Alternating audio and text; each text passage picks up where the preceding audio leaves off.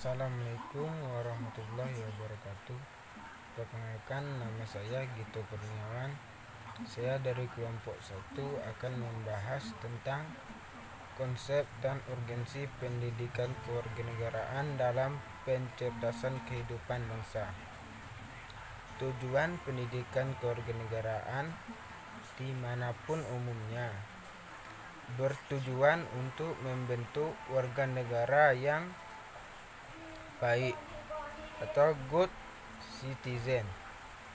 Kita dapat mencermati Undang-Undang Republik Indonesia Nomor 20 Tahun 2003 tentang Sisdiknas Pasal 37 Ayat 1 huruf B yang menyatakan bahwa kurikulum pendidikan dasar dan menengah wajib memuat pendidikan kewarganegaraan. Demikian pula pada ayat 2 huruf B dinyatakan bahwa kurikulum pendidikan tinggi wajib memuat pendidikan kewarganegaraan. Ada istilah kunci yang sudah banyak dikenal untuk menelusuri pendidikan kewarganegaraan di negara lain. Berikut ini adalah istilah pendidikan kewarganegaraan hasil penelusuran Udin S. Winataputra 2006 dan diperkaya oleh Sapria 2013 sebagai berikut.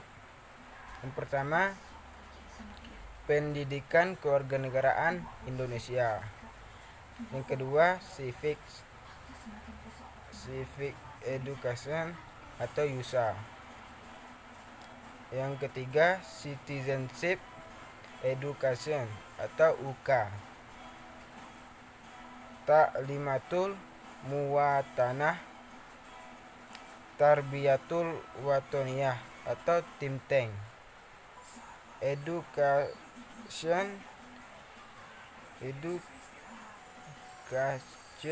Civicas atau Meksiko. Sakun Terik atau Jerman.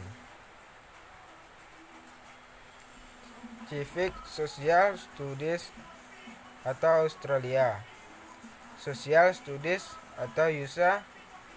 Materi yang kedua, alasan mengapa diperlukan pendidikan kewarganegaraan. Setelah kegiatan menelusuri konsep PKN, tentu Anda menemukan persoalan dalam bentuk pertanyaan yang harus dijawab lebih lanjut. Misalnya, setelah Anda melakukan penelusuran istilah civic atau citizenship education di negara lain, apakah Anda yakin bahwa setiap negara memiliki pendidikan kewarganegaraan? Jika yakin, mengapa setiap negara mesti menyelenggarakan pendidikan untuk melakukan refleksi dengan menanyakan alasan mengapa pendidikan kewarganegaraan diperlukan? Pertanyaannya, mengapa negara, khususnya Indonesia, perlu pendidikan kewarganegaraan? Apa dampaknya bagi warga negara yang telah belajar PKN? Sejak kapan Indonesia menyelenggarakan pendidikan kewarganegaraan? Apakah sejak Indonesia merdeka ataukah sebelum proklamasi kemerdekaan? Kewarganegaraan sebagaimana yang ditegaskan dalam Undang-Undang Republik Indonesia Nomor 20 Tahun 2003 tentang sistem pendidikan nasional yang menekankan pada pembentukan warga negara agar memiliki rasa kebangsaan dan cinta tanah air. Maka muncul pertanyaan, bagaimana upaya para pendiri negara dan pemimpin negara membentuk semangat kebangsaan dan cinta tanah air. Setelah Anda menelusuri konsep warga negara dan kaulan negara, mungkin Anda juga bertanya atau mempertanyakan apakah benar Belanda yang memiliki tradisi barat yang dikenal liberal egaliter memiliki istilah onderdaan. Pertanyaan ini perlu diajukan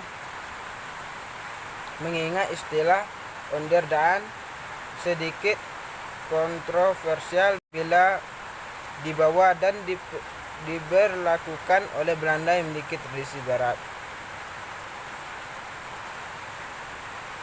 Anda pun perlu mempertanyakan mengapa bangsa Indonesia dan negara umumnya perlu pendidikan kewarganegaraan. Secara lebih spesifik, perlukah sarjana atau profesional belajar pendidikan kewarganegaraan? Untuk apakah sarjana atau profesional belajar pendidikan kewarganegaraan?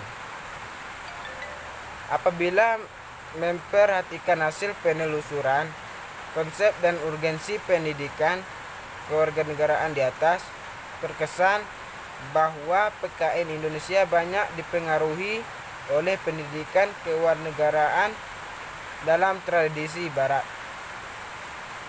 Apakah benar demikian? Apakah keberadaan pendidikan kewarganegaraan di Indonesia karena mencontoh negara lain yang sudah lebih dahulu menyelenggarakan? Adakah model pendidikan kewarganegaraan yang asli Indonesia?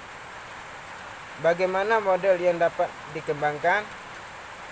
Lanjutkan dengan membuat pertanyaan-pertanyaan sejenis perihal pendidikan kewarganegaraan Indonesia. Baiklah, itu yang dapat saya sampaikan. Selanjutnya akan dibahas pada saudara kelompok saya. Dipersilakan. Wassalamualaikum warahmatullahi wabarakatuh. Assalamualaikum warahmatullahi wabarakatuh. Perkenalkan, nama saya Aditya Isman. Sini saya akan menjelaskan mengenai sumber historis, sosiologis, dan politik yang tentang pendidikan kewarganegaraan di Indonesia. Yang pertama itu ada sumber historis. Secara historis, pendidikan kewarganegaraan dalam arti substansi itu telah dimulai dari jauh sebelum Indonesia diproklamasikan sebagai negara merdeka.